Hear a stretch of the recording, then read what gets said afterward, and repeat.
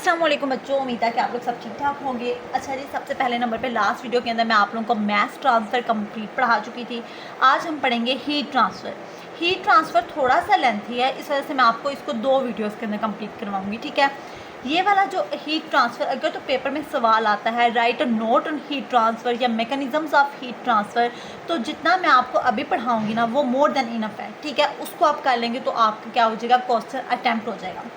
सबसे पहले नंबर पे मैं आपको हीट ट्रांसफ़र पढ़ाने से पहले आपको बता दूं, नाम से पता चल रहा है हीट ट्रांसफ़र, लाइक हीट का एक जगह से दूसरी जगह पे मुंतकिल होना या ट्रांसफ़र होना due to the temperature difference, या फिर उसको हम क्या कहेंगे, हीट ट्रांसफ़र। अब इसको मैं आपको ना लाइफ के अंदर, जो हमारी डेली लाइफ के अंदर जनरल एग्जांपल्स हैं, मिसाल के तौर पर आपने क्या पकड़ा है, एक गर्म कप चाय का कप पकड़ा है।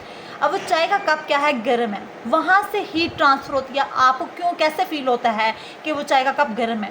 हीट के ट्रांसफ़र होने की वजह से ना, ठीक है। वो आपको इसी वजह से पता चलता है कि वो गर्म है चाय का कप। इसको क्या कहते हैं, ये हीट ट्रांसफ़र हुई है। लाइक आपके कप से आपके हाथों की तरफ हीट गई है तो आपको पता चला है कि वो गर्म है। सेकेंड एग्जाम्पल, अब जब आपने क्या करना है, एक पानी है उसको बॉयल कर रहे हैं एक वैसल, एक बीकर के अंदर। अब वहाँ पे क्या होता है कि पूरे बीकर के अंदर क्या होता है कि एक बीकर के अंदर पानी को आप बॉयल कर रहे हैं। अब वो वाटर सारे का सारा किस तरह से गर्म हो जाता है, होना तो इस तरह से चाहिए ना कि हीट यहाँ तक इसको गर्म करे, और सारे का सारा पानी किस तरह से बॉयल होता है, वो जो हमने पढ़ना है वो है इसमें heat transfer. Like heat transfer की वजह से सारे का सारा वाटर क्या हो जाएगा, गर्म हो जाएगा। दूसरी बात, तीसरे नंबर पे क्या होता है, लाइक फॉर एग्जांपल जो हम सर्दियों में घरों में क्या होता है, हीटर चलाते हैं। अब वो क्या होता है, पूरा कमरा गर्म किस तरह से हो जाता है, वो भी हीट की ट्रांसफ़र होने की वजह से। लाइक एक जगह से रेडिएशन इमिट होती हैं, हीटर से रेडिएशन इमिट हुई, उन्होंने पूरे कमरे को गर्म कर दिया। ये क्या है, हीट ट्रांसफ़र। अब हीट ट्रांसफ़र की डेली लाइफ में इतनी एग्जाम्पल्स हैं, वही मैंने आपको पढ़ाना है। हीट ट्रांसफ़र के डिफरेंट मेथड्स हैं, कंडक्शन, कन्वेक्शन एंड रेडिएशन। जितनी मैंने आपको एग्जांपल्स दिए ना वो सारी यही हैं। अच्छा, सबसे पहले मैं आपको कंडक्शन के बारे में बताती हूँ। जो कंडक्शन है ना वो हमारे पास सॉलिड्स के अंदर होती है। इसमें एनर्जी ट्रांसफ़र होती है by the molecular momentum without mixing. अब इसमें क्या होता है, मिसाल के तौर पे एक हमने लिया चमचा, उस चमचे को, चमचा मतलब स्पून, ठीक है, उसको मैंने क्या किया, गर्म किया। अब वहाँ से क्या होता है कि आगे हम यहाँ से ऐसे हीट कर रहे हैं और यहाँ पे क्या है, आ गया। जब मैं इसको गर्म कर रही हूँ तो एज अ रिजल्ट पहले इधर से गर्म होगा, फिर वो हीट ट्रांसफ़र होती है यहाँ पे, इस तरह से ना वो यहाँ पे भी हमें यहाँ से भी हीट क्या हो जाएगी, महसूस होगी, ठीक है। इसमें क्या होता है कि सॉलिड्स के अंदर हो रहा है और हीट मॉलिक्यूलर मोमेंटम की वजह से ट्रांसफ़र होती है। समझ आ गई इस बात की? इसमें क्या होता है, मॉलिक्यूलर मोमेंटम की वजह से हीट ट्रांसफ़र, जैसे कि heat passing the metal pan, उसमें से हीट गुजर रही है तो वो क्या होती है, कंडक्शन। यही मैंने आपको आगे बताया। कन्वेक्शन के अंदर क्या होता है, कन्वेक्शन मोस्टली फ्लूइड्स के अंदर होती है। मिसाल के तौर पे हमने क्या बताया, बॉइलिंग कर रहे हैं वाटर की, और इसमें क्या होता है कि वाटर की जब बॉयल कर रहे हैं, किस तरह से सारे का सारा वाटर बॉयल होता है, सारे का सारा पानी गर्म हो जाता है हीट के ट्रांसफर होने की वजह से। लाइक इसमें क्या होता है, हीटेड वाटर राइज करेगा अपवर्ड और कोल्ड वाटर राइज कर डाउन मूव करेगा, सिंक करेगा डाउनवर्ड, जिसकी वजह से हीट ट्रांसफ़र होती है पूरे के पूरे बीकर के अंदर। अब इसको हमने कहा था कि heat transfer by the mixing. Like अब हमारे पास ना जो कन्वेक्शन होती है ना वो फोर्स भी होती है, या फिर हमारे पास वो नेचुरल कन्वेक्शन भी होती है। नेचुरल कन्वेक्शन की तो मैं आपको एग्जांपल बता चुकी हूँ ना, लाइक बॉइलिंग की वजह से, जैसे हीट, ये वो वाटर क्या होगा, हीटेड वाटर ऊपर की तरफ जाएगा, और या फिर जो कोल्ड वाटर है वो डाउनवर्ड आएगा, इसकी वजह से हीट ट्रांसफ़र हो रही है। अब इसको हम खुद से ज़्यादा प्रमोट कर सकते हैं एजिटेशन के ज़रिए से। लाइक मैं उसको हिलाऊंगी तो हीट ज़्यादा अच्छा ट्रांसफ़र होगी। अब नेक्स्ट पे है रेडिएशन। रेडिएशन की इससे पहले मैंने जो एग्जांपल दी, कमरे में हीटर लगा हुआ है, वो हीटर क्या करता है, पूरे कमरे को हीट कर देता है, हीटेड कर देता है, ठीक है। क्यों करता है, क्योंकि हीट ट्रांसफ़र हो रही है। हीटर से जो हीट है वो पूरे कमरे में फैल रही है, ठीक है। यही वजह है इलेक्ट्रोमैग्नेटिक रेडिएशंस इमिट होती हैं हीटेड ऑब्जेक्ट से, जो कि फैल जाती हैं, ठीक है। इस वजह से हमें इसमें कोई मीडियम रिक्वायर्ड नहीं होता। हॉट बॉडी इमिट्स करती है एनर्जी जो कि एब्जॉर्ब्ड होती है बाय द अनदर सरफेस। समझ आ गई आप लोगों को इस बात में? अच्छा, अब मैं आपको ना इसको सारा डिटेल में बताऊंगी। लाइक हीट जो ट्रांसफ़र होती है by the conduction, heat transfer bye convection, heat transfer bye radiation. सबसे पहले नंबर पे जी हीट ट्रांसफ़र बाय कंडक्शन। जो एग्जैक्ट डेफिनेशन है ना हीट ट्रांसफ़र की, वो क्या है, conduction is the transfer of heat through the solid material where the atoms or molecules directly interact with each other, allowing the heat to flow from the area of high temperature to the area of low temperature. इसका मतलब क्या है कि conduction में जो heat transfer होती है solid material से, एरिया ऑफ हाई, इसमें जो एटम्स और मॉलिक्यूल्स एक दूसरे के साथ साथ कॉन्टैक्ट में है, और यहाँ पे जो हीट ट्रांसफ़र हो रही है वो हाई टेम्परेचर से एरिया ऑफ लो टेम्परेचर की तरफ जा रही है. It's conduction. समझ आ रही है? अच्छा, फोरियर्स लॉ क्या कहता है कंडक्शन के बारे में? वो कहता है कि जो हीट ट्रांसफ़र हो रही है ना वो डिपेंड करती है उसके एरिया के ऊपर, उसके टेम्परेचर डिफरेंस के ऊपर, उसके टाइम के ऊपर कि कितना टाइम वो कांटेक्ट में है हीट के, या फिर थिकनेस ऑफ मटेरियल के ऊपर. अगर तो टोटल हीट जो ट्रांसफ़र हो रही है, अगर तो एरिया ज़्यादा है, अगर एरिया ज़्यादा है तो हीट ट्रांसफ़र ज़्यादा होगी. अगर टेम्परेचर डिफरेंस ज़्यादा है, लाइक यहाँ पे टेम्परेचर ज़्यादा है, यहाँ पे टेम्परेचर कम है, तो हीट यहाँ से ट्रांसफ़र होगी ना, यहाँ पे देखो उतना ज़्यादा टेम्परेचर डिफरेंस की वजह से हीट ज़्यादा ट्रांसफ़र होती है. उसके बाद टाइम, जितना टाइम ऑफ कॉन्टैक्ट ज़्यादा है उतना ज़्यादा हीट ट्रांसफ़र होगी. और थिकनेस ऑफ मीडियम, जितनी मीडियम की थिकनेस ज़्यादा होती है उतना हीट ट्रांसफ़र क्या होता है, कम होता है. नेक्स्ट पे हमारे पास है थर्मल कंडक्टिविटी. के क्या है? It's called the thermal conductivity. ये क्या है? अच्छा, के क्या है? It's called the thermal conductivity. Thermal conductivity क्या होती है? लाइक मेटल्स हैं वो ज़्यादा जल्दी हीट ट्रांसफ़र करती हैं, उनकी थर्मल कंडक्टिविटी ज़्यादा है as compare to the liquid. Liquids और गैसेज होती हैं वो कम हीट ट्रांसफ़र करती हैं, लो उनकी थर्मल कंडक्टिविटी है. Thermal conductivity shows how fast heat can pass through a material. कितनी जल्दी हीट मटीरियल से गुजरती है, लाइक मटीरियल मेटल से ज़्यादा जल्दी गुजरती है, उसकी थर्मल कंडक्टिविटी ज़्यादा है. अच्छा, अब हमने कहा कि जितनी भी हम कंडक्शन की बात कर रहे हैं, मोस्टली हम जो इंडस्ट्रीज़ के अंदर यूज़ करते हैं ना वो वैसल्स यूज़ कर रहे हैं. ठीक है, अब वैसल मेरी इस तरह से है, चलो समझ आ जाएगी. ठीक है, अब हमने कहा कि जब जो कंटेनर है हमारा कैसा होना चाहिए कि जो, अब जाहिर है जो हीट ट्रांसफ़र हो रही है वो इसी में हो रही है ना. कंडक्शन में क्या होता है कि सॉलिड्स के अंदर हीट ट्रांसफ़र हो रही है, तो हमने जो अपना मटेरियल लेना है, जो अपना इक्विपमेंट लेना है वो ऐसा लेना है कि हीट ट्रांसफ़र ज़्यादा हो. ठीक है, अब जो फैक्टर्स हैं जो हमने कंसीडर करने हैं वो कौन कौन से हैं? सबसे पहले नंबर पे सरफेस एरिया. जितना सरफेस एरिया ज़्यादा होगा उतनी हीट ट्रांसफ़र ज़्यादा होती है, पहली बात. दूसरे नंबर पे हमारे पास क्या है? एक सरफेस एरिया. दूसरे नंबर पे है टेम्परेचर डिफरेंस. टेम्परेचर डिफरेंस, जितना ज़्यादा टेम्परेचर डिफरेंस होता है ना उतनी ज़्यादा हीट ट्रांसफ़र होती है. लाइक ये बहुत ज़्यादा हीटेड है और यहाँ पे टेम्परेचर कम है, उतना ज़्यादा टेम्परेचर हीट ट्रांसफ़र होती है. अगर तो देखो एक टेम्परेचर होता है लाइक नॉर्मल जितना होना चाहिए उसके ऊपर बॉइलिंग हो रही है, अगर इसका टेम्परेचर ज़्यादा है, इसका टेम्परेचर कम है तो वो तो सही है. इसके ऊपर क्या होता है, वहाँ पे बुक पे टर्म थी it's nucleate boiling. Nucleate boiling का मतलब क्या होता है कि यहाँ पे क्या होगा कि बबल्स बनेंगे, राइज करेंगे ऊपर, वो हीटेड जो वाटर है वो ऊपर जाएगा और कोल्ड वाटर दोबारा नीचे आएगा. ये है न्यूक्लिएट बॉइलिंग. लेकिन जब टेम्परेचर इतना ज़्यादा हो गया इसका, जब इतना ज़्यादा टेम्परेचर हो गया, टेम्परेचर डिफरेंस होना चाहिए लेकिन इतना भी ज़्यादा नहीं होना चाहिए कि यहाँ पे क्या फिल्म बॉइलिंग होना शुरू हो जाए. फिल्म बॉइलिंग का मतलब क्या है कि जो हमारे पास यहाँ पे बबल्स बन रहे हैं वो ऊपर की तरफ राइज नहीं कर रहे, वो यहाँ पे क्या हो जाएंगे, एक लेयर बना देंगे, वेपर्स की एक लेयर बना देंगे, जिसकी वजह से क्या होता है हीट ट्रांसफ़र नहीं होगा. ठीक है, टेम्परेचर डिफरेंस होना चाहिए लेकिन एक लिमिट तक होना चाहिए. तीसरे नंबर पे है, यहाँ तक मैंने आपको पढ़ाया है. ठीक है, नेक्स्ट पे हम अच्छा नेक्स्ट पे हमारे पास है मटेरियल ऑफ कंस्ट्रक्शन.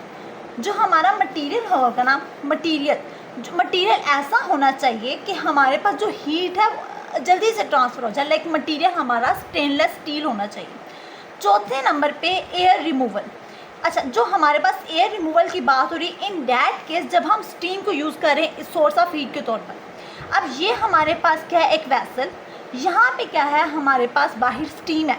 ठीक है, इस स्टीम ने क्या करना है, इसको हमारी जो मटेरियल है उसको हीट करना है. लाइक हमारे जो कंडक्शन है ना वो स्टीम के ज़रिए से, लाइक जो वैसल है वो हीट हो रही है स्टीम के ज़रिए से, पहली बात. अब जब हमारे पास स्टीम के साथ हमारे पास ऐसा है कि साथ में एयर भी इंट्रैप्ड हो चुकी है, तो हमारा इक्विपमेंट ऐसा होना चाहिए कि वो एयर को इजीली क्या कर सके, रिमूव कर सके. उसका डिज़ाइन इस तरह से होना चाहिए. पाँचवें नंबर पे कंडेंसेट रिमूवल. अच्छा, कंडेंसेट का मतलब क्या होता है कि जब हमारे पास हम स्टीम यूज़ कर रहे हैं ना, अब स्टीम क्या करेगी, जब अपनी हीट को ट्रांसफ़र कर देगी ना, तो as a result steam convert हो जाती है वाटर के अंदर, which is called a condensate. When the steam gives off it latent energy, then it's converted into the water which is called condensate. अब वो कंडेंसेट को रिमूव करना आसान होगा कि जब हमारे पास इक्विपमेंट ही ऐसा होगा कि वो इजीली ड्रेन कर दे उस वाटर को, ताकि हम हीट ट्रांसफ़र को ज़्यादा अच्छा कर सकें. छठे नंबर पे हमारे पास क्या है, लिक्विड सर्कुलेशन. जितना अंदर से लिक्विड क्या होगा, सर्कुलेट करेगा, लाइक जो हीटेड वाटर है वो ऊपर जाएगा और कोल्ड वाटर नीचे आएगा, उतनी ज़्यादा अच्छा हीट ट्रांसफ़र हो जाएगा. समझ आ गया. अब नेक्स्ट पे हमने पढ़ना है heat transfer bye convection. Conduction के अंदर क्या होता है कि ये जो हीट ट्रांसफ़र होती है वो मटेरियल के अंदर हो रही है, लेकिन जब हीट ट्रांसफ़र बाय कन्वेक्शन की बात करते हैं तो ये मोस्टली हमने पहले बात की कि वो फ्लूइड्स के अंदर होता है, और हमारे पास तब होता है जब फ्लूइड की मूवमेंट होती है, खुद फ्लूइड मूव करेगा तो तब ये हीट ट्रांसफ़र होती है. अब किस तरह से होती है, मेरे पास क्या है, एक वेसल लिया या एक बीकर लिया, उसमें मैंने डाल दिया वाटर, ठीक है. अब ये क्या होता है कि हमारे पास ये जो हमारे पास वेसल है ना, ये हीटेड है, ठीक है. इसने क्या करना है, अपनी हीट ट्रांसफ़र करनी है इसको, वाटर को. यहाँ पे क्या होता है कि हमारे पास एक बाउंड्री लेयर, वाटर क्या हो जाएगी, वाटर इकट्ठा होता है, यहाँ पे क्या होता है, वाटर की बाउंड्री लेयर बन जाती है, ठीक है. अब बाउंड्री लेयर बन जाएगी तो जिसकी वजह से क्या होता है कि ऊपर जो रेस्ट ऑफ वाटर है ना, ऊपर पानी पड़ा है, वो क्या करेगा, जब वो आएगा इस इधर से हीट को लेके जाएगा ऊपर. इस तरह से क्या होता है कि ये कन्वेक्शन हो रही है. अब इसको ज़्यादा इम्प्रूव किस तरह से कर सकते हैं, लाइक हम स्टीरिंग कर दें तो ज़्यादा अच्छा हीट ट्रांसफ़र हो जाएगा.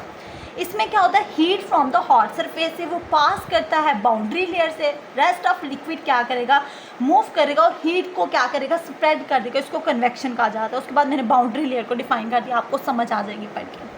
समझ आ गया नहीं तक. अच्छा, नेक्स्ट पे और लास्ट पे है हीट ट्रांसफ़र होते हैं by the radiation. Heat transfer bye radiation मैंने अभी आपको एग्जांपल के थ्रू समझाया. एक कमरे में हीटर लगा है, वो हीटर पूरे कमरे को हीट ट्रिप कर रहा है. क्यों कर रहा है, क्योंकि वहाँ पे हीट ट्रांसफ़र हो रही है. अब जब एक ऑब्जेक्ट है वो हीट अप हो रहा है, लाइक वो हीट इमिट्स कर रहा है, लाइक वो उसको मैंने अब गर्म कर दिया, एक ऑब्जेक्ट को, हीटर है उसको गर्म किया, तो वो रेडिएशंस तो इमिट करेगा ना. वो रेडिएशंस क्या करती हैं, कमरे में क्या करेंगी, या तो एब्जॉर्ब होंगी या इमिट होंगी, एब्जॉर्ब होंगी, ट्रांसमिट होंगी या रिफ्लेक्ट होती हैं, वो डिपेंड करता है. अच्छा, जो रेडिएशंस इमिट हो रही है ना, हीटर से जो रेडिएशंस इमिट हो रही है, वो डिपेंड किस पे कर रही हैं, टेम्परेचर पे. एग्जैक्टली, वो टेम्परेचर पे डिपेंड कर रही है. जितना टेम्परेचर ज़्यादा होगा उतनी उनकी एनर्जी ज़्यादा होती है, ठीक है. दूसरे नंबर पे पीक वेवलेंथ. पीक वेवलेंथ क्या होती है, ऐसी वेवलेंथ जहाँ पे जो रेडिएशंस इमिट हो रही हैं वो हाई एनर्जी की हैं.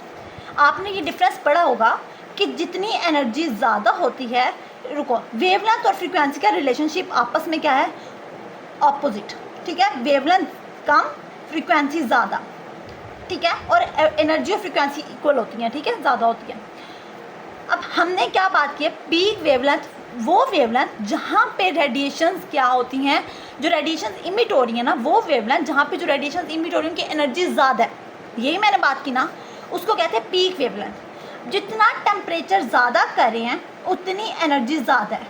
तो वो किस वेवलेंथ की है, शॉर्टर वेवलेंथ की. इसका मतलब क्या हुआ, पीक वेवलेंथ क्या होती है, शॉर्टर.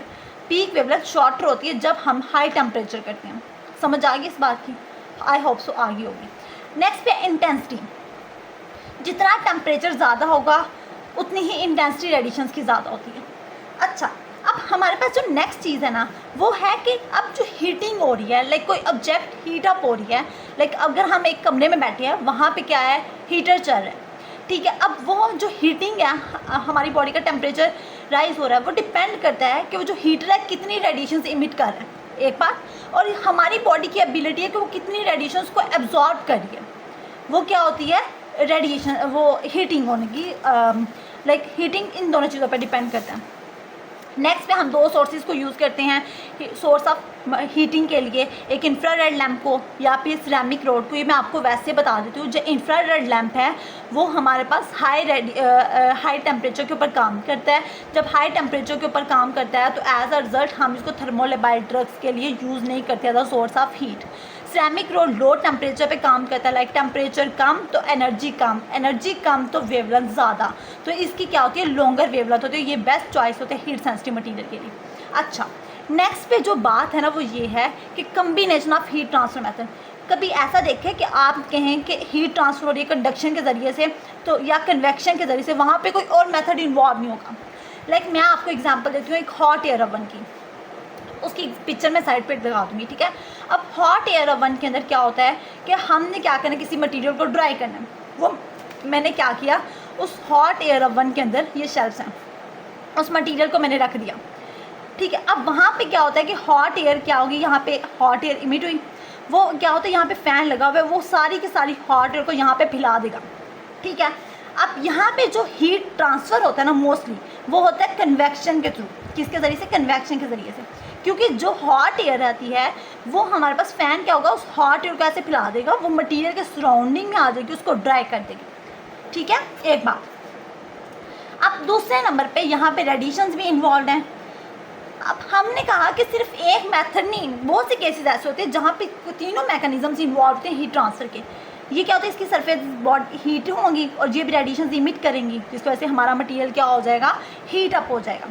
तीसरे नंबर पे हम कहेंगे यहाँ पे कंडक्शन भी इन्वॉल्व है। किस तरह से, अब जब ये हमारे पास ये सरफेस हमारे पास जिसमें प्लेट में, जिसमें हमारे पास ये ट्रे जिसमें हमारा क्या मटीरियल पड़ा है, जब वो हीट अप होगी तो हमने कंडक्शन में यही बताया ना कि हमारे पास हीट ट्रांसफ़र होती है बिटवीन द टू मटीरियल्स के दरमियान में, ठीक है, दो सॉलिड्स के दरमियान में, जहाँ पे हाई टेम्परेचर से लो टेम्परेचर में हीट ट्रांसफ़र हो रही है। अब इसका टेम्परेचर ज़्यादा हुआ और इसका टेम्परेचर कम तो हीट ट्रांसफ़र हो जाएगी।